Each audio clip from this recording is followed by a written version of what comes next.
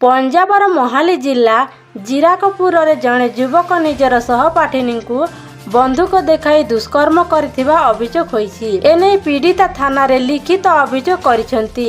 अभियोगकारिणी उल्लेख करिसेंती गत 29 तारिख दिन बर्नालारू से बस जोगे मोहाली आसुथिले।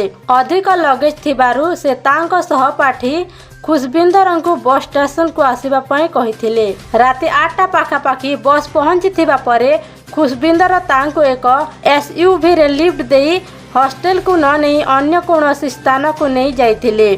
सेठारे से युवती को बंधुक देखाई दुष्कर्म करथिले। तापरे पीड़िता को रास्ता कड़े छाड़ी चली जाइथिले। पीड़िता एक कैब डाकी हॉस्टेल को फेरीथिले। परदिन से थाना को जाई लिखित अभियोग करथिले। पीड़िता अभियोग को भित्ति करी पुलिस एक मामला रुजु करी खुशबिंदर को गिरफ्त करने विभिन्न स्थान में चढ़ाऊ जारी रही।